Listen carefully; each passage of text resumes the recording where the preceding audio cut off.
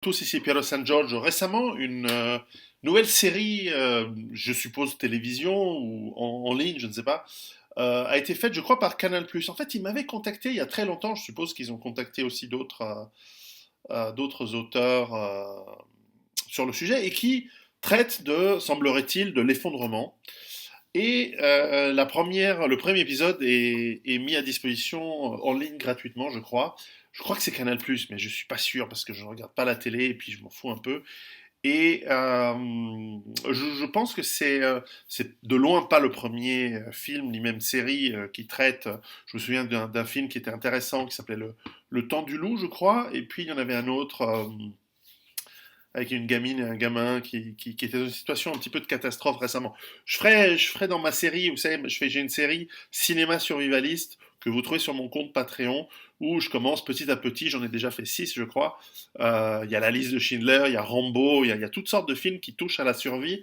Je pense que c'est une série qui va devenir intéressante dans mes vidéos et que j'essaye de faire avant que j'arrête en fin 2022. Bref, voilà. Donc cette série, le premier épisode est pas mal parce que, en fait, il montre, on ne sait pas très bien quand, on ne sait pas très bien comment ni pourquoi, et c'est très bien que ce soit comme ça. C'est un épisode de 20 minutes. Ça se passe dans un supermarché. On voit Omar, un gentil garçon consciencieux. Qui doit pas être très fut-fut, mais enfin, il travaille comme caissier, et puis pour lui, c'est important. Probablement, il pense que soit il va faire une grande carrière dans le supermarché, soit en tout cas, il a besoin d'argent, et donc c'est important d'être sérieux. Et ça, j'apprécie. Et ça, d'ailleurs, c'est une caractéristique de fiction qui est très bien. C'est-à-dire qu'ils ont mis un jeune maghrébin très francisé, très intégré, très assimilé. Donc pour moi, là, c'est un Français puisque ça se passe en France. Il s'appelle Omar et il est consciencieux, il travaille et on voit bien qu'à la caisse de ce supermarché, les gens arrivent et disent voilà, il n'y a plus de tampons. Et lui dit non, il n'y en a plus. Et est-ce qu'il reste de la viande? Non, on n'a pas été livré, il reste que des steaks vegan. Et les gens disent oh, pff. Et en fait, on se rend compte qu'il y a, voilà, c'est en phase de pré-grosse crise. D'ailleurs, il mentionne à chaque crise, ça s'arrange. Mais là, peut-être que ça s'arrangera pas. On voit aussi le patron le gérant du supermarché local ou le gestionnaire local qui est sans arrêt au téléphone avec sa direction. Et par petites bribes, on entend comment ça, on va pas être livré, mais est-ce qu'on va fermer demain? Mais comment? Si vous me livrez pas, je peux pas ouvrir, etc., etc. Puis à un moment, il dit non, mais on va quand même vendre certains produits, mais on va augmenter les prix. Donc il reste dans sa logique, évidemment, corporate, d'entreprise. Et à un moment, la pouffe de Mar, une jeune fille, typiquement bourge, un peu antifa, donc qui s'encanaille en sortant avec un caissier d'origine étrangère. C'est tout à fait dans la logique psychologique de sa classe sociale pour la fille cadette de la bourgeoise. Et avec ses potes un peu antifa avec leur fourgonnette taguée. Bref, on voit bien que c'est des gens qui n'ont pas besoin de bosser et ils sont pas sérieux, mais enfin peu importe, ça c'est vraiment accessoire. C'est des petits détails que je trouvais rigolos. Je sais pas si c'est voulu, mais c'était intéressant. Et en gros, qu'ils viennent dans le supermarché parce que eux, ils savent que ça va être le bordel. D'ailleurs, elle connaît quelqu'un qui travaille à Rungis qui dit ça fait 2 jours on n'a pas été livré. Et en gros, elle dit dans 48 heures, c'est la famine, quoi. Il n'y a personne qui a à bouffer. C'est tout à fait vrai. Rungis, tu l'arrêtes 2, 3, 4 jours. Euh, Paris, et pas que Paris, ça commence à merder au niveau de la distribution de la nourriture. D'ailleurs, par moment, tu entends, voilà, on n'a pas été livré à cause des pénuries d'essence. Chose très juste et très intéressante, souvent il y a des coupures d'électricité. Ça, c'est très très bien, et ça montre que on est dans une phase de crise, comme en fait est le quotidien dans beaucoup de pays d'Afrique, où en fait l'infrastructure ne marche plus tellement bien, et pendant régulièrement, pouf, t'as l'électricité qui s'arrête, puis ensuite ça revient, ensuite ça s'arrête, et on voit bien que, d'ailleurs, un des personnages qui passe par là à la caisse dit, mais j'espère que vous avez des systèmes d'urgence pour conserver les produits congelés, pour garder le cycle du froid, ce qui est une préoccupation tout à fait légitime, mais peut-être plus à ce moment-là dans la vie de ces gens et dans ce scénario. Et donc, effectivement, je ne vais pas vous spoiler la fin, de toute façon, c'est un petit épisode de 20 minutes, mais en gros, j'ai trouvé très juste le fait que, donc voilà, il y a des gens qui se disent, ça va être, donc ils se rendent compte que ça va être le problème. Donc ils se disent, il faut partir maintenant. Alors on ne sait pas trop pour aller où ou quoi, mais en gros, on imagine qu'ils ont la maison de la grand-mère ou du père ou de la mère quelque part à la campagne, et ils se disent, il faut qu'on y aille. Et donc, erreur, ils viennent faire les dernières courses les courses de dernière minute.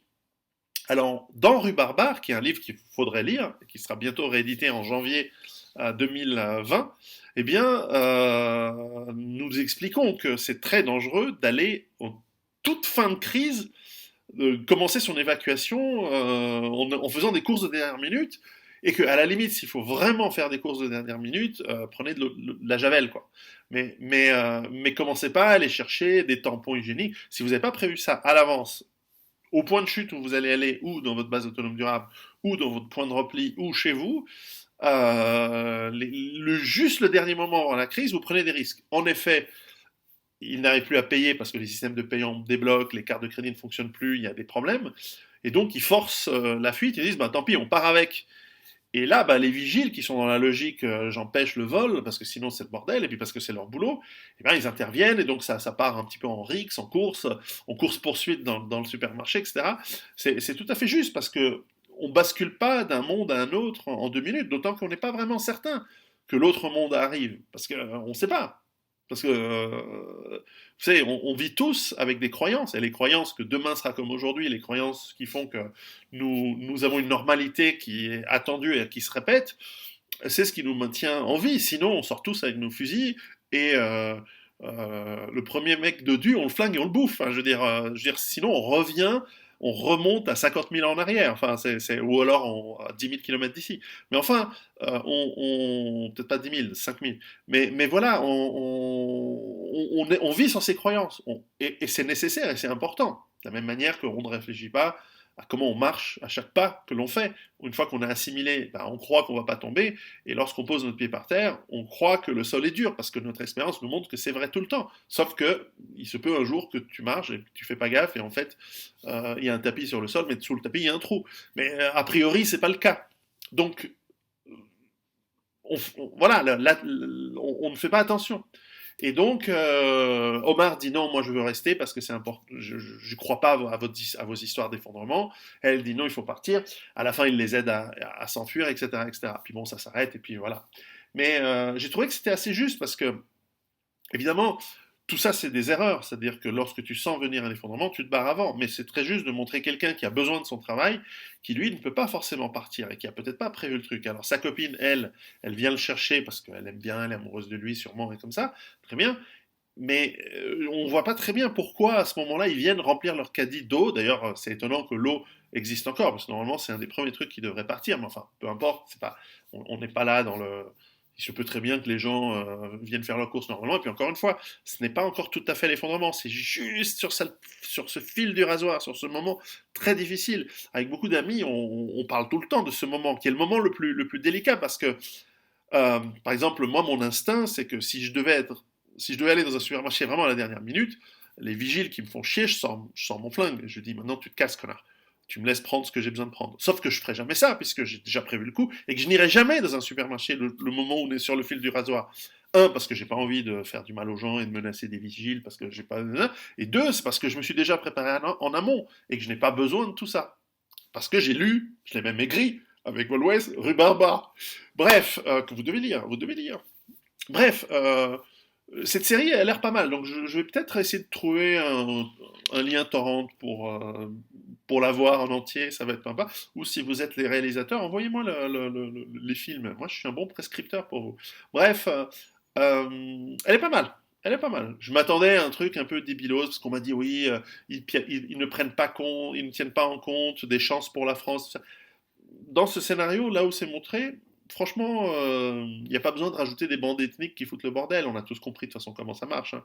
Mais le scénario est bien fait, donc je l'ai trouvé juste. En plus, euh, il n'y a pas besoin d'être politiquement correct, parce qu'effectivement, il montre quelqu'un, Omar, qui est parfaitement assimilé dans la culture française, à l'excès même où il pense à son boulot parce que son SMIC c'est super important. Je veux dire, si, plus assimilé que ça, je veux dire, normalement, tu t'en fous de ton SMIC, t'as ton RSA, tu vois ce que je veux dire.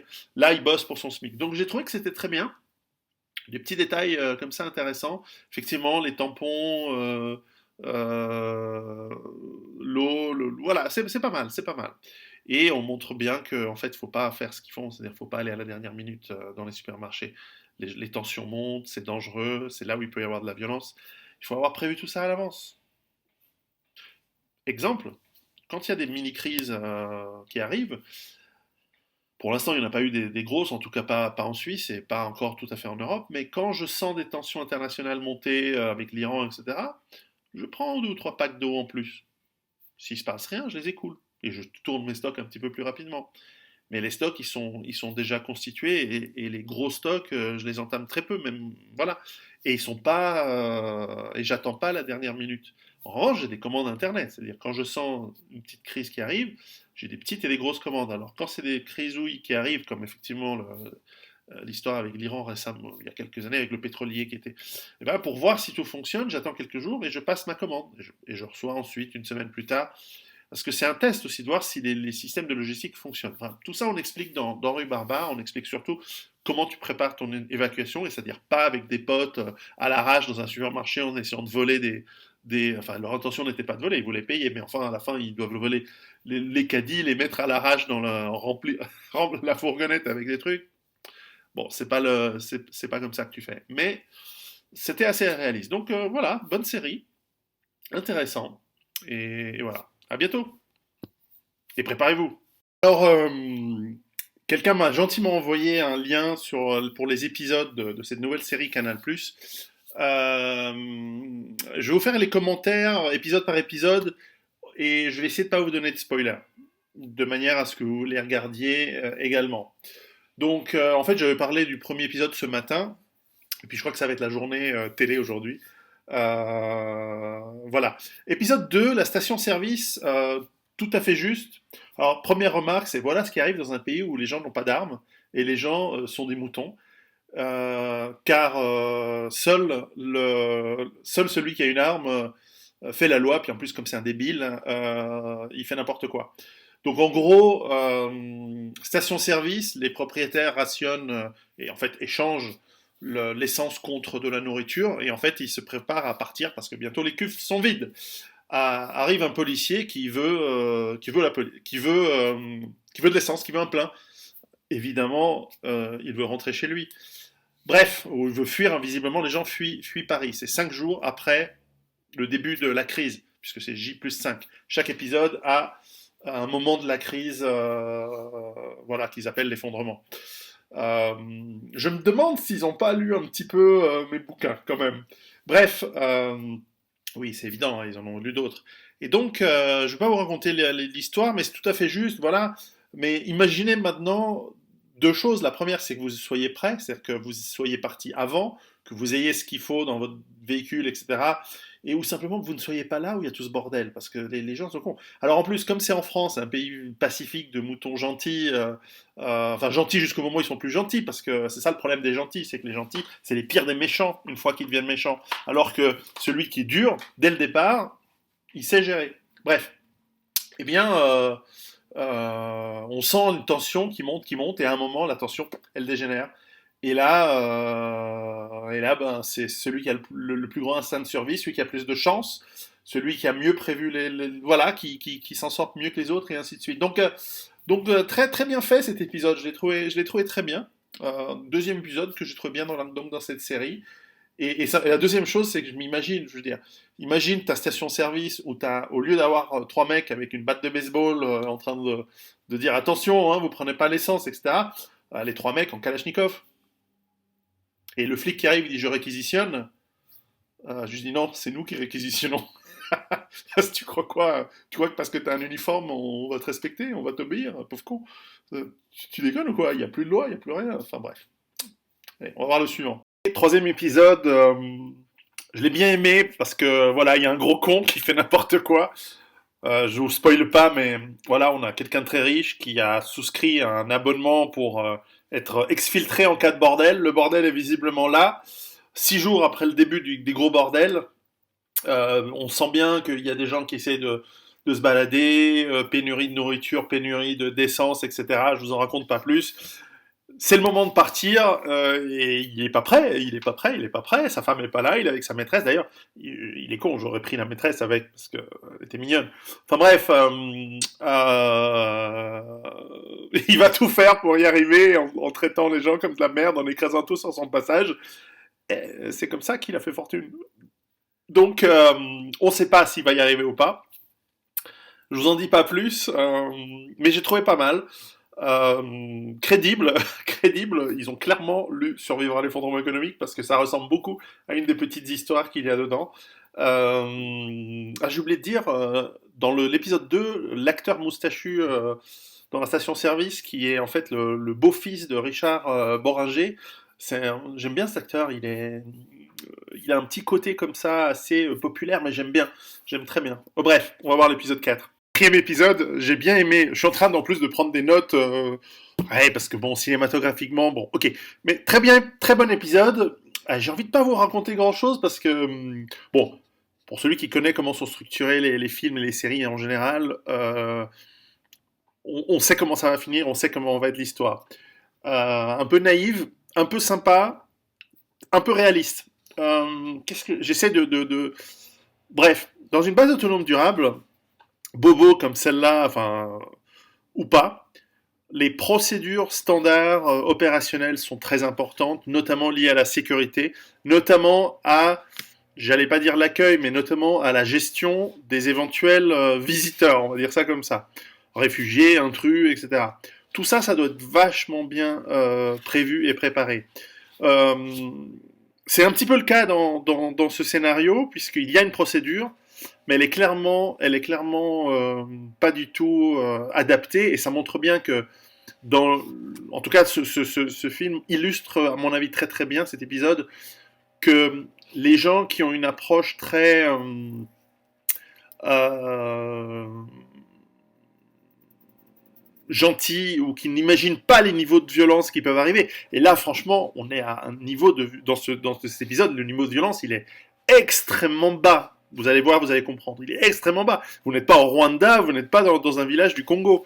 Je veux dire, et il n'y a pas une bande qui arrive armée. Donc, bon. Et ça montre aussi, d'ailleurs, je veux dire, tout le monde fait tout un foin parce qu'il y a un fusil.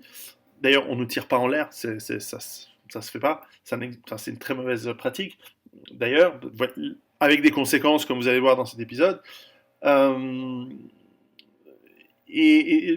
alors, deux choses. Le bruit du 9 mm est réaliste dans cet épisode, mais ensuite, l'effet d'un 9 mm sur une personne, il est toujours un peu exagéré, à moins que ce soit un coup très chanceux. Mais enfin bon. Euh, Qu'est-ce que je pourrais dire? Ouais, non, bien, le jeu d'acteur est bon, c'est réaliste. C'est réaliste, mais ça reste, d'un point de vue de survie, toute la situation est hyper naïve, c'est-à-dire que il manque beaucoup dans la préparation. Les gens de cette ferme qui accueille ces réfugiés, en fait, ils sont pas du tout, ils disent, ça fait 15 ans qu'on se prépare, mais oui, mais vous avez préparé comme des nazes vos Standard Operation Procedures, les SOP, et donc ça, il faut préparer, et il faut préparer longtemps à l'avance, et il faut faut avoir des procédures claires et avec beaucoup plus de sécurité. Là, évidemment, en fait, cet épisode montre ce qu'il faut pas faire. Et puis, c'est quoi cette histoire de garder des médicaments dans une armoire, dans une grange? Enfin, je veux dire, c'est beaucoup trop précieux. Tu gardes ça dans des endroits beaucoup plus centralisés. Bref, ce genre de ferme, un peu naïve comme ça tombe en 5 minutes. Ça tombe en 30 secondes face à des gens déterminés. Donc, procédure de défense, ce n'est pas que avoir des flingues, c'est aussi des procédures. Très bon épisode, le numéro 4. Épisode 5, il m'a fait un peu rire parce que nous avons Amine et son équipe, visiblement avec l'armée, qui essaye de refroidir. Alors c'est là où ça n'a pas de sens. On ne refroidit pas un cœur de centrale nucléaire. Ils sont près d'une centrale nucléaire. Mais visiblement, ils essaient de refroidir l'entrepôt, l'endroit où les barres de combustible sont refroidies une fois qu'une centrale nucléaire est mise à l'arrêt. Et donc, ils disent attention, ça peut exploser. Après, si ça explose, il faut évacuer à 50 km, et à côté, on essaie de remettre de l'électricité pour remettre en fonction la centrale nucléaire. Sauf que un centre de refroidissement n'explose pas. Il peut brûler, oui, il peut contaminer un petit peu autour, mais pas 50 km. 50 km, c'est le cas de Tchernobyl, où tu as le cœur nucléaire qui est parti en explosion, en soulevant, en pulvérisant les dalles de... Enfin bref. Là, c'est pas comme ça que ça marche. Lisez NRBC, on vous explique très très bien pourquoi une centrale nucléaire ne peut jamais exploser comme une centrale, comme une bombe nucléaire, pourquoi une centrale nucléaire ne peut pas, une fois qu'elle est arrêtée, une fois que les barres de combustible sont sorties du système on va dire là où il y a la réaction et où il y a la production d'électricité et qu'elles sont mises dans les bassins de refroidissement, ça ne peut pas exploser, ou alors de toutes petites explosions, mais certainement pas suffisantes pour pulvériser les barres de combustible et les envoyer dans l'atmosphère ou autour, etc. C'est pas bon, hein, attention, je dis pas que c'est pas sans danger. Enfin bon, dans ce contexte, où ils auraient mieux fait de lire NRBC, mais peut-être qu'ils ont fait les scénarios avant que NRBC sorte, ou peut-être qu'ils ne l'ont pas lu, eh bien, nous avons cette équipe d'Amine et de ses copains de banlieue qui essayent d'éteindre en transportant des seaux d'eau pour ramener de l'eau dans le système de refroidissement. Bref, oui, ça a du sens. C'est vrai que les systèmes de refroidissement ne sont pas faits. Alors là, ils sont jour J plus 45. Franchement, bonne chance, parce qu'il n'y a pas des systèmes de refroidissement qui tiennent 45 jours, en tout cas pas en France. Dans NRBC, on a interviewé un spécialiste d'EDF anonyme. Ouais, non, c'est beaucoup plus baltringant que ça.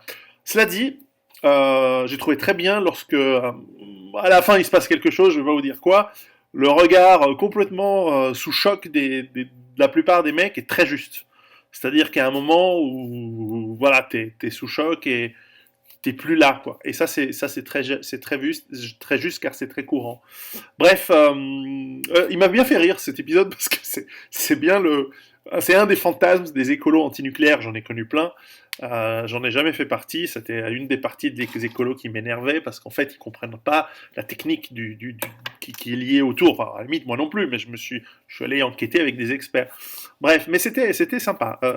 C'était sympa. Je pense que de toute façon, je veux dire, s'il y a une chose en cas d'effondrement que l'État doit faire, c'est éteindre correctement ces putains de centrales nucléaires et les protéger et les éteindre. Parce que sinon, pas sur une grande surface, mais quand même, on va dire, là il parle de 50 km, je pense que c'est exagéré, encore que ça dépend éventuellement s'il y a des vents, etc. Mais là nous sommes en été, cet effondrement arrive en été. Euh, euh, 5 à 10 km, c'est cramé quoi. Parce qu'il y en a beaucoup du combustible dans les piscines de refroidissement, potentiellement. Une centrale nucléaire a beaucoup de combustible. Alors il est très peu enrichi, c'est pour ça qu'il ne pourrait jamais y avoir une réaction nucléaire qui vous amène à quelque chose que peut faire l'uranium enrichi ou du plutonium. Non, ça c'est du fantasme, c'est de la branlette mentale d'écolo en mal de sensations fortes. Non, non. En revanche, là c'était assez réaliste. Bon, en tout cas, sympa cet épisode. Épisode 6, très, très touchant, très, très subtil, très, très bien fait. Il s'agit d'un jeune homme, Marco, qui continue 50 jours après le début de l'effondrement, qui est ici imaginé comme un événement, évidemment, où il y a eu un basculement, ce qui est logique. Eh bien, Marco s'occupe dans une de ces maisons de retraite médicalisées, des quelques vieux. D'ailleurs, en une scène, on voit que certains sont déjà morts et ont été enterrés. Et très dévoué à ces personnes âgées qui sont dans un mouroir. Et malheureusement, eh bien, dans ce genre de crise, personne ne vient les chercher. Il n'y a plus de provisions, il n'y a plus de médicaments. Et forcément, au bout d'un moment, au bout de 50 jours, il n'y a plus rien. Et même le peu qui restait a été subtilisé par des anciens employés qui sont revenus avec des réfugiés pour prendre ce qui restait, ce qui est logique dans ce genre de situation. Et on voit ce jeune homme qui, très dévoué, continue à s'occuper de tout le monde, continue à s'occuper d'eux. Et c'est bien entendu inutile et futile, puisqu'à la fin, il va devoir prendre la décision qui s'impose, c'est-à-dire d'abréger les souffrances. mais je vous dirai pas comment parce que je veux pas vous gâcher l'épisode. Épisode très, très subtil, très, très touchant et très réaliste parce que je pense que dans des situations d'effondrement, euh, il, y a, il y a des gens qui font fi de leur instinct de survie, qui se disent non. Et moi, je sais que je suis comme ça avec certaines personnes avec lesquelles auxquelles je suis dévoué. Eh bien, je les ferai passer un peu avant moi. Alors, je dis pas dans cette situation-là. Moi, si je bossais dans une maison de retraite, non, mais évidemment, je dis ça sans, j'ai pas d'attachement, mais je peux comprendre. Mon père était très malade pendant de nombreuses années avant de mourir, et donc je compatis avec ce genre de situation. C'est-à-dire, malheureusement, nous avons une société où nous ne nous occupons plus de nos anciens chez nous. Nous avons délégué cela à un système très coûteux, très cher, mais aussi performant, il faut le dire, dans certains cas, si on y met les moyens, bien sûr, qui en tout cas allège les souffrances et permet en plus, selon les législations, d'abréger certaines agonies. Et là, on voit en fait ce garçon vraiment. C'est un épisode touchant et très subtil, j'ai trouvé, très bien fait. Dans l'ensemble, c'est des bons acteurs hein, dans cette série. Voilà, j'en suis au sixième épisode, j'en ai plus que deux à voir. Et j'ai trouvé que c'est une bonne série. On m'a dit, tu vas voir, c'est un peu bobo. Non, je trouve ça va. C'est assez réaliste évidemment, il y a des sujets dont il ne parle pas, visiblement, mais bon, pour ça, vous lisez Guérilla d'Oberton, je veux dire. Mais le chapitre des anciens, dans Survivre, j'en parle. Dans Survivre, j'en parle. Bref, bon épisode. Épisode, deux choses à dire. Le premier, c'est... bon, on retrouve l'épouse du riche de l'épisode 3, je crois, euh, qui... euh, qui est tout à fait. On va découvrir ce qu'elle fait, je ne vais pas vous le dire. Mais enfin, elle est sur un voilier. Et en fait, j'ai pas mal de clients qui ont évalué et qui m'ont fait visiter leurs préparatifs sur des bateaux, sur des voiliers. Et il faudrait que peut-être je vous fasse une vidéo rien que sur ça. Si vous allez sur Patreon et que vous me posez des questions, je vous ferai une longue vidéo sur comment est-ce qu'on se prépare en mer. Mais enfin, disons tout simplement que putain, quand tu es sur un bateau, si t'as pas une carabine en Lapua Magnum 338, hein, euh, putain, et puis putain, les mecs qui se baladent dans le monde désarmés, sans rien, putain, bon, bref, périple en mer, assez court. Peut-être l'épisode le moins intéressant du point de vue survie de ce côté-là, à part qu'elle est très impréparée, etc. Mais je le soupçonne qu'elle a piqué le bateau de quelqu'un, etc. Deuxième remarque, fantasme un petit peu sur des gens qui ont organisé des trucs pour super riches, etc. Oui, peut-être, à voir. En tout cas, j'ai trouvé que c'était le mot intéressant. Voilà, c'est tout. Alors, épisode 8 de la série, normal, des écolos qui veulent alerter, qui s'infiltrent sur un plateau télé, qui alertent, qui passent pour des cons, ça ne change rien. Vous comprenez aussi pourquoi D'ailleurs, c'est rigolo, on essaie de dire, ah oui, mais vous, les collapsologues, vous êtes dans un bunker, et l'autre dit, non, non, les bunkers, c'est les survivalistes. Puis moi, je pourrais dire, mais non, les bunkers, c'est les...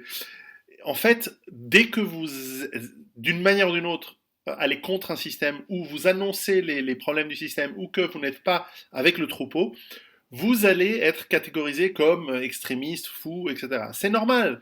Euh, il y a 10 ans, j'ai fait quelques télés, quelques trucs, et en fait, ça sert à rien. Alors, certains me disent, non, non, ça sert parce que c'est grâce à toi qu'on en a entendu parler, c'est grâce à toi qu'on se prépare, etc. Fort bien. Mais la réalité, c'est que vous touchez une fraction infime, infime, infime, et que, au pire, vous passez pour des cons, voire on travestit ce que vous dites. C'est bien pour ça que chacune de mes interviews maintenant est enregistrée et sera mise en ligne pour comparer la sélection des rares interviews que je daigne encore faire par rapport à ce que j'ai vraiment dit. Et donc les gens, en fait, ça décrédibilise encore le système, mais la majeure partie des gens vont écouter. Donc épisode 8, franchement très sympa, je l'ai trouvé très très bien, très réaliste, et c'est étonnant que ça vienne d'une télévision en plus de se moquer, enfin de se moquer, de montrer la réalité de la télévision, du présentateur fielleux et faux cul, de la ministre, enfin une ministre quoi, et de l'idéaliste scientifique et des activistes qui sont idéalistes, et franchement je les admire, même si je trouve qu'à la fin c'est naïf, mais j'ai 50 ans. À 20 ans j'étais comme eux, à 25 ans j'étais comme eux. Euh, je manifestais encore à 30 ans contre la guerre en Irak dans les rues. Ça servait à rien, c'était naïf. Enfin, voilà, il faut que jeunesse se passe. Et donc, très bon épisode. Euh, dans l'ensemble, très bonne série, très simple. Je pourrais rajouter euh, pas mal de commentaires, mais je pense qu'ils y sont allés assez soft dans cette première saison, entre guillemets. Et probablement, ils ont pas mal d'idées sous le coude pour des choses un petit peu plus hard. Parce que là, c'est encore très gentil, hein, leur effondrement. À part l'histoire de la centrale nucléaire, mais elle est un peu fantaisiste, le reste est très gentil. Mais on sent dans l'épisode 7 que c'est un petit peu plus hard, et puis j'aime bien l'épisode 8 qui est en fait celui de dire que les donneurs d'alerte ne seront jamais écoutés, ne sont jamais écoutés. Euh, quand ils sont honnêtes, hein, parce qu'il y en a plein qui sont genre Greta, enfin c'est pas elle, c'est ses parents et l'organisation qui est autour. Bref, série très intéressante. Je dis bravo aux concepteurs et aux réalisateurs. Les acteurs sont très bons, c'est bien filmé. J'ai trouvé que les réalisateurs sont très bons. J'ai pas noté le nom, mais ils sont très très bons. Donc s'ils me regardent, je les salue et I commend them. Je sais pas comment on dit en français. Je leur fais je les félicite en tout cas de leur travail. C'est agréable à voir. Alors, est-ce que c'est pédagogique? C'est toujours intéressant de montrer un scénario possible, un effondrement possible, dont les effets sont... Et surtout, moi je suis toujours très content quand c'est pas Mad Max, quand c'est pas... Je pense que la réalité, elle peut être beaucoup plus hard que ce qu'ils ont montré, mais je pense que l'extrême n'est pas le plus probable, très très loin de là. Et donc, cette série, elle est pas mal. Pour beaucoup, ça va être très stressant pour ceux qui sont pas du tout dans notre monde de survie, etc. Je pense qu'ils sont dans le truc. Pour les gens qui sont dans le bushcraft, machin, ça va les feuilles sur le zizi, comme dit mon ami Vol. Ça va les réconforter en disant je m'en fous, dans la forêt de Fontainebleau, je vais être bien. Ils n'ont pas traité ce sujet. Euh, c'est une très mauvaise stratégie. C'est des bonnes compétences, mais c'est une très mauvaise stratégie, le bushcraft. Je répète, c'est des bonnes compétences, mais c'est une très mauvaise stratégie. Ensuite, voilà, cette série touche les 5, 10, 15, 20, 170 jours après l'effondrement. Donc c'est pas là où ça devient le plus violent en fait, le plus hard. Il y a des éléments, et puis ça change vraiment d'une partie à l'autre. Bref, lisez Survivre à l'effondrement économique, lisez le Rue Barbare, ça vous donnera pas mal de points de vue sur la chose. Euh, Moi j'ai plein d'idées beaucoup plus, plus hardcore, mais en même temps, qui peut le plus peut le moins. Donc voilà. Rappelez-vous, la formation, la préparation, les procédures opérationnelles, tout ça, ça fait partie. Ce n'est pas juste chasser votre mammouth dans la forêt avec votre sarbacane. Ce n'est pas juste faire votre potager en permaculture. C'est tout un ensemble de choses et de préparatifs. Ce n'est pas non plus que avoir son arme, parce que ça sert pas à grand chose en tant que tel, encore que c'est pas mal, hein. C'est mieux que de ne pas en avoir. Bref, une préparation équilibrée, c'est les 7 éléments que l'on décrit, que je décris dans Survivre à l'effondrement économique, que je décris dans euh, les rues barbares et les autres livres. Cette série me conforte dans le livre que je suis en train d'écrire sur la peur, car en fait c'est ça le problème principal. Le problème principal c'est la peur et l'anxiété, qui sont des processus physiologiques et biologiques utiles et opportuns, mais qui peuvent nous dépasser et nous rendre, en fait, nous mettre dans des situations où nous ne sommes pas dans des capacités de réponse optimales si nous n'y prenons pas garde. Bref, je ne vais pas vous parler de ça maintenant, mais ça me conforte dans le fait que ce que je suis en train d'écrire est très pertinent, et c'est le moment de le sortir. Donc je suis en train de bosser là-dessus en ce moment même. Alors voilà, à très bientôt et préparez-vous.